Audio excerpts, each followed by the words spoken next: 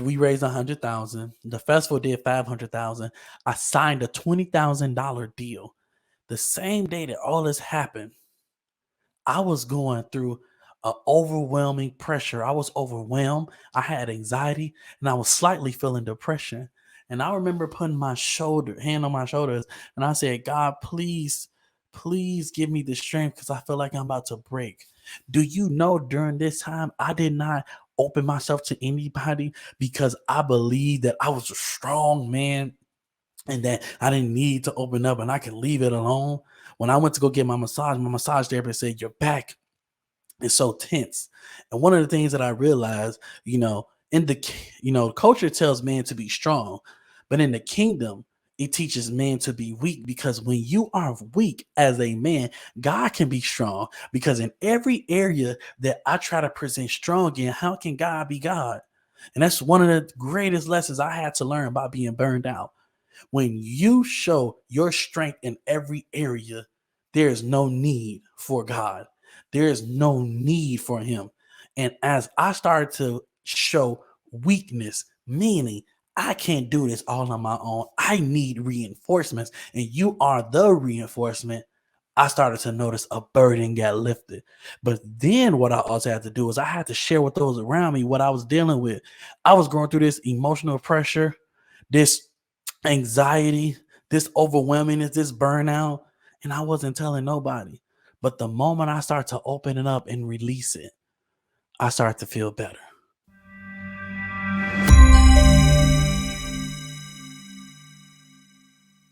What's going on today, everybody? I hope you guys are having a blessed day. Listen, this is episode 2 of Dismantle. And today, the topic of today is actually going to be interesting because this is something that I always struggle with. And I'm not lying. I'm laughing because just to see where I have grown is such an amazing thing because, man, if you was to ask any of my ex-girlfriends, this one thing here got me in a lot of trouble. It actually ended a lot of relationships in my life. So today we're gonna be talking about empathy, right? And one of the things that I realized when it comes to empathy, like when it talks about manhood and masculinity, we should value empathy. We should value emotional intelligence. And I know that's a new word that's starting to come around in leadership, but that's something that I truly do believe that it should happen in relationships, especially us as men, right? Because one of the things what I realize is when you talk about kingdom masculinity, we should value empathy and emotional intelligence. And a lot of the things that I realize, you know, growing up, being around different men, being around different cultures and environments, cultural masculinity in America really often discourages emotional openness. I'll be honest with you. Even when you think about like as a man growing up, if I would go through something, some of the things that I would hear is, "Boy, stop crying," right? Whenever it came to me expressing myself as a man, I would always hear, "Man, don't do that." Like even when you hear about men that often open up themselves to express how they feel, they always get shunned. They always have a negative connotation around it, and I truly believe that that's one of the reasons myself and other men around me, we lack empathy, we lack emotional intelligence, we lack vulnerability, and those things causes us to keep our emotions inside of us. It's kind of like when you're doing a pop can and you shake it up, right? When we don't learn how to be emotionally open and learn how to be intelligent about our emotions, meaning learning how to navigate how we express, use, and communicate our emotions, eventually every day we just come home and shake up this pop can. And eventually one day, the moment it's open, it explodes. I truly believe that's the reason we have a lot of the issue and crisis when it comes to manhood and being a man. We do not know how to manage our emotions. And a lot of that reason, me personally, I feel like one, we haven't had a lot of masculine men express themselves in a way that's healthy. And then two, we've attached that emotional vulnerability, that emotional openness, that empathy to a woman trait. I remember, in college, right? One of the things that I struggled with was being empathetic towards others, and I actually had to pull up the definition here on the internet because I was like, you know what? I want to be able to read to you all what empathy actually means because I know we talk about it, right? But do we really know what it means? And I'm a big person that you got to get the understanding and definition of the word. So when I looked up empathy, right? Here's it as I'm going to read it to you. It's the ability to understand and share the feelings of one another. Empathy is the ability to understand and share the feelings of others. One of the things when I think about that is you cannot be judgmental. And I will honestly say that because I was very rigid in my thinking, because I was very rigid in my experiences, one of the things that I realized is it's hard to understand the plights of others when you operate more in correcting them than comforting them. And that's something that I recently came up with for my life. You must be more about being curious about their life, more about trying to understand their life than to correct them, because the correction is only the truth. And what is the truth if it's not brought to you forth in comfort, brought to you forth in love? And that's one of the things that I realized, right? And as men, we are called to love our neighbors like we love ourselves. And I was thinking, the key to loving somebody like you love yourself is empathy. How can I love you like I love myself if I don't have empathy? How can I truly give to you like I give to myself if I don't have empathy? If I don't understand the situations that we're in? If more people were empathetic, we can eradicate a lot of the issues that we have today.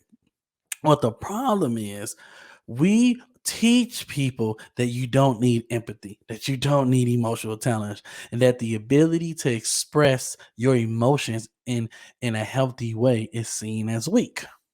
One of the things that I always realize when it comes to what the culture pushes in the media is that masculinity often encourages, I'm sorry, men to suppress their emotions.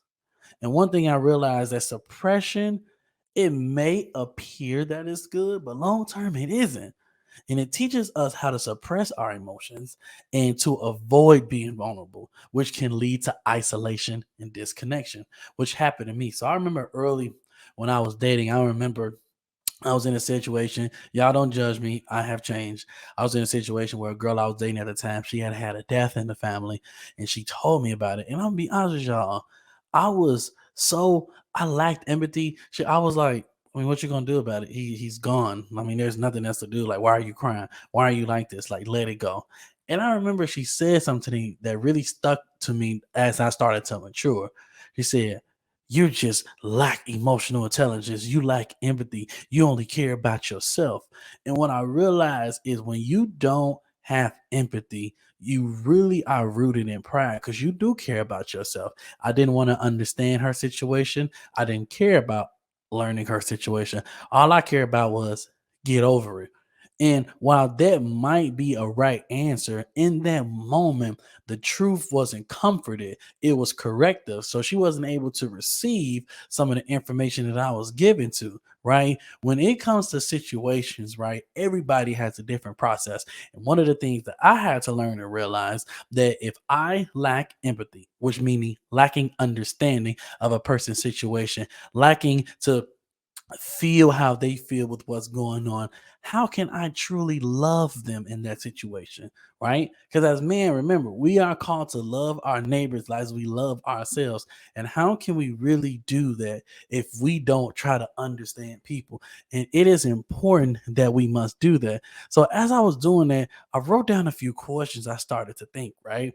They're like, what are some of the challenges that men face in learning to be more empathetic and emotionally intelligent? And for me, one of the things that I realize is one of the challenges is environment, right? There are not a lot of environments that promotes men being empathetic, right? Because a lot of the times what we see is this. We finally decide to be vulnerable. We finally decide to share the thoughts and understanding of others. And what happens is a lot of that information gets turned around and it gets weaponized. I can't remember where I heard this from, but I heard this statement one time and it really stuck with me. Like, don't weaponize my vulnerability. When men finally learn how to be empathetic, when men finally learn how to open up, when men finally take that step and they leap and they get damaged, most men do not heal and recover from that. When I got hurt as a man, it took years for me to recover. It took years for me to get over the hurt that I had happen to me. And what that did is that made me less empathetic, and it made me more power, more dominant. It made me more closed off. And then one of the things that I realized, especially after watching Creed 3, is the more you suppress your emotions, what happens is you don't have a healthy outlet to let them out. So what happens is emotion comes in and then it comes out as an unhealthy one. So you might be feeling sad, but because you've never learned how to talk to people, what comes out is anger. What you might be feeling depressed, but then what comes out is hatred. So when you don't learn, and when we don't cultivate an environment for men to be more empathetic, more emotionally intelligent, become aware of their emotions, and learn how to understand the sentiment of others, not only do we not create a healthy environment for ourselves, but we don't create a healthy environment for other people. So environment, that's the challenges that for me as a man that I face learning how to be empathetic. It's changing my environment that promotes allowing yourself to be empathetic. But what's interesting about that, then I start saying, okay, well, then at that point, well, how does cultural masculinity reinforce the idea that men should avoid vulnerability and emotional openness? Well, for me, one of the things that I realize is a lot of men who are seen at the forefront, you don't see them expressing themselves. I don't really like to use this as an example, but I remember when Drake first came out and he was doing all the stuff, people be like, "Oh, that dude is an emotional like Drake." So even if you think about what's being implemented, right? Emotional is a sign of weakness. I'm a member of the 100 Black Men, and I did an activity based on Creed 3. And one of the questions that I asked a group of young men, and these is boys from like 11 to 18, but primarily 13 to 17, right? High schoolers. I said, how many of y'all agree with this statement? Vulnerability is shown as a sign of weakness. About 95% of these men agree with that. And what that showed me was that the culture and some of their answers was astonishing. One of the young men said, "You being vulnerable, how can you prepare for defense when you're vulnerable? When you're vulnerable, it's weak and people can use that to bring you down."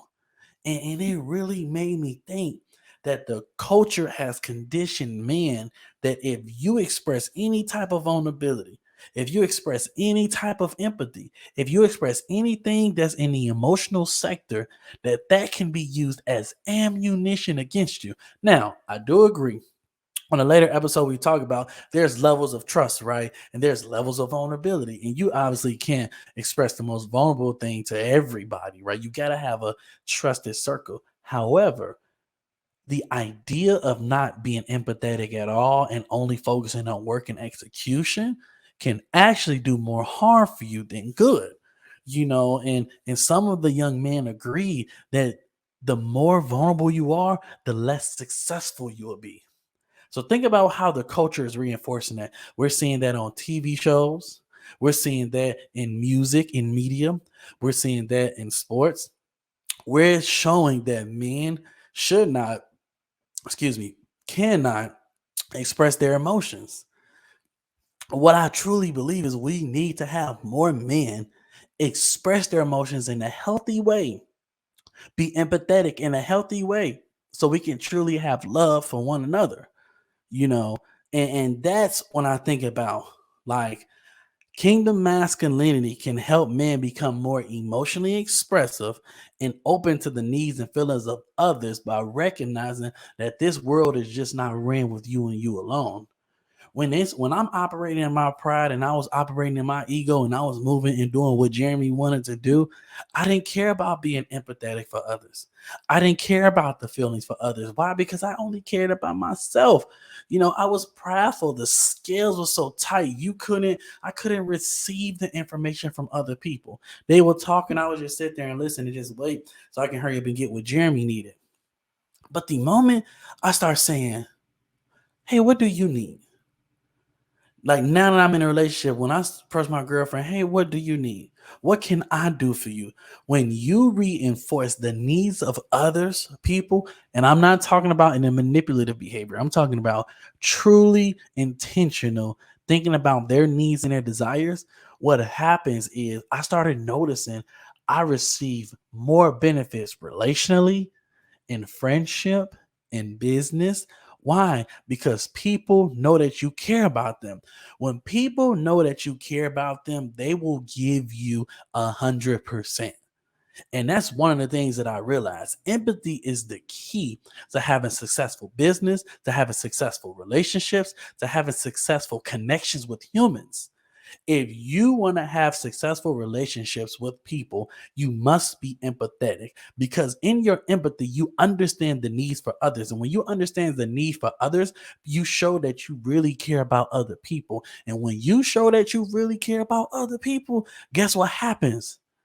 You grow a heart, you comfort a heart, you love a heart. There's so many broken, wounded people in today's society that you will stand out, especially as a man, if you learn how to be more empathetic.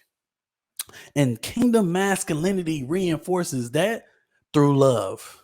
True love, meaning loving your neighbor like you love yourself, meaning understanding their situation, not judging their situation, being more curious about their situation than trying to correct, being more comforting than trying to correct, being more understanding than trying to correct. Because one thing that I will tell you, especially being a former atheist, you can have the truth all day, but the truth not presented in understanding, in grace, will not be received the way you want it to be. And that's something that even I had to realize. I'm just now learning over the last year what true empathy is. Now, remember what the definition is: the ability to understand and share the feelings of another.